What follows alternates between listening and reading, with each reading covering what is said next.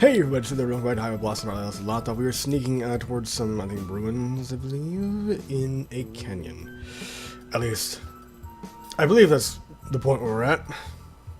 Been a bit. Anyway, let's go. The longer we wait, the more likely it is they'll notice us missing. I stroll over to the metal rail, hoping that I sound more confident than I am. Honestly, this is pretty risky and more than a little stupid. Yeah, I'd say it's more than just a little stupid. But it's also exciting. I'm not sure if that's a... taking risks, you know, the adrenaline's get pumping, I guess. I duck down underneath the rail. After a moment, Marina does the same. Sorry about that. Allergy problems. The weather down here is fucking ridiculous. Anyway, we're officially out of bounds. Across the small field, I can still just barely make out the shape of the ruins. They sit close to the mouth of a large cave that runs up the mountain like a scar. Okay, come on. Alright, interesting transition there. There's an incline, but it's not too bad. Next to me, Marina spreads her arms out for balance, but I'm confident enough that I don't need to.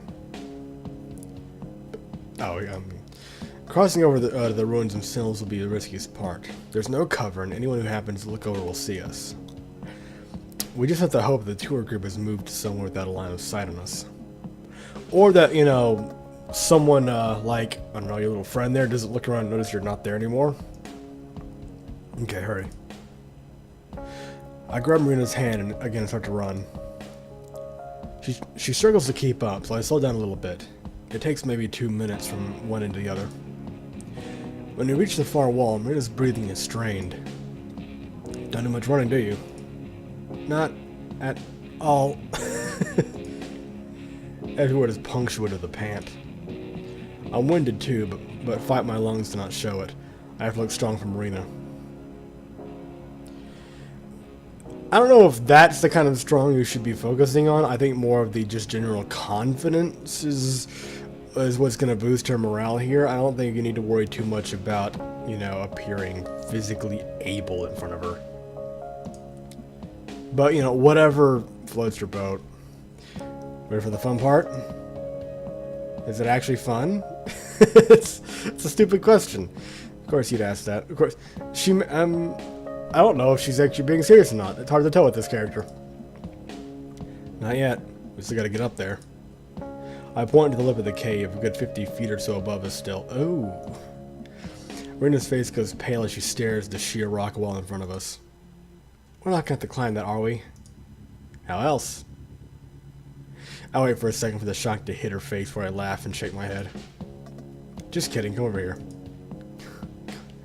It's kind of cruel. A short distance away is a slope, somewhat steep but not too long. It leads into a part of the cave close to the ruins. We actually do have to go up this one. Her face looks doubtful. I don't know if I can get up that. Sure you can. It's easy. Look. I hike up a couple steps. Dirt and a bit of gravel tumble down past my feet, but it's mostly stable. Mostly. Operative word there. It's almost all dirt. If it was loose rock, we'd be in trouble. Still looking uncertain, Marina takes a careful step behind me. Then another. She slides back down a little bit with each step. Try to spread your weight a little more evenly. You don't want to lose your balance and fall over. By doing what I say, she's able to reach where I'm standing. Good job. Now just did it like 50 more times. Marina groans, but I've already started. I glance back behind me. She's trailing only a couple steps back. For all her worrying, she's doing okay. I'm just about to compliment her when I feel the earth shift beneath me and my foot slides loose. Yep! With a yelp, I lose my balance, arms flailing as I try not to fall. Then, faster than I can process, Marina's arms shoot out and grabs my sleeve. She tugs me back upright. Are you okay? Oh my god, is your ankle alright? It's not broken, is it? Panic is clearly painted across her face. Yeah, something is. It looks more like blue, though. No, I'm fine, I'm fine. The only thing really hurt is her pride. Yeah, there you go! The only thing injured is my pride. Are you sure? Yeah, thanks. Good save. We climb up the rest of the way together, but slowly. At the top, both of us stretch and catch our breath. That wasn't so bad, was it? Besides the part where you almost died, maybe? I didn't almost die. Besides, that's what I have my sidekick for. She gives me a playful shove. Right off the edge of the cliff. Hey, I told you the sidekick here. Yes, you are. Uh-huh. You'll still have to earn the title of captain or commander, whatever it is. And you can do that by finding this thing before I do. Now that we're actually up in the ruins themselves, it's more clear just how tough this is going to be. The cave stretches a long way like a deep scar in the mountain. Delicate clay buildings, some barely as tall as we are arranged throughout.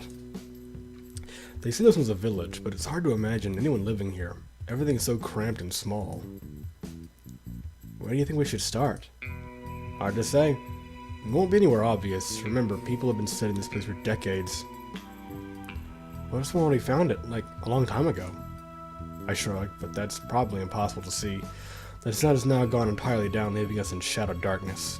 I wonder why Marina doesn't seem bothered by it this time. And if they did, then I haven't heard anything about it. We're just gonna start looking. Try to be careful, though. I feel bad being here. Maybe this is a bad idea. Be super careful, then. And watch for spiders. It's a nice little punctuation there. I flick on the spare flashlight and pass it to her, just in time to see a look of disgust at the mention of spiders. Figures.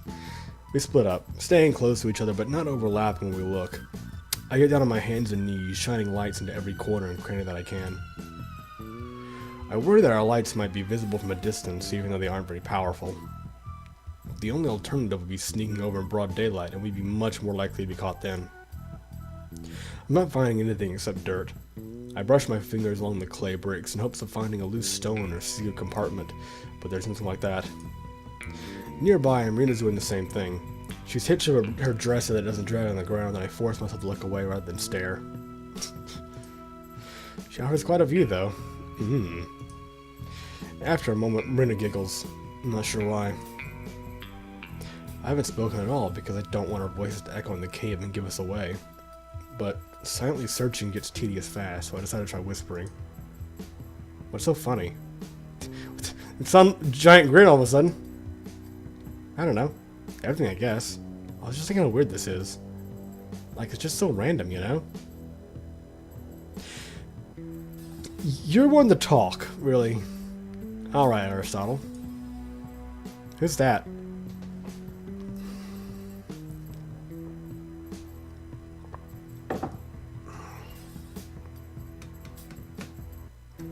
I shouldn't be surprised. I really shouldn't. But I kind of wish I was. Never mind. But yeah, it is kind of crazy. Yeah.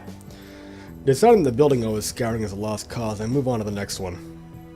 I know it's probably not a big deal for you since you do this stuff all the time, but this is honestly the most fun I've ever had, I think. I don't think Amber just goes scouring through... I don't think Amber just goes scouring through random ruins in her spare time or anything. Destroying ancient Native American landmarks? Oh yeah, every Friday. I'm being careful, super careful, but just in general, being here on the road. Okay, that's the part you should have specified to begin with. I thought maybe I was making a mistake when I left, but not anymore. I'm glad. And I am. I really am. You gotta live a little, even if living a little means...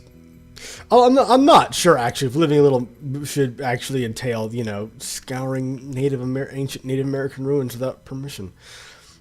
Guess it worked out well for both of us. I can't see her from here, but I know she's smiling. She's really not. Then she giggles again. Oh, Amber, you're a big old softy after all, aren't you? I'm not. Blushies. I take it back. I should have left on the side of the road.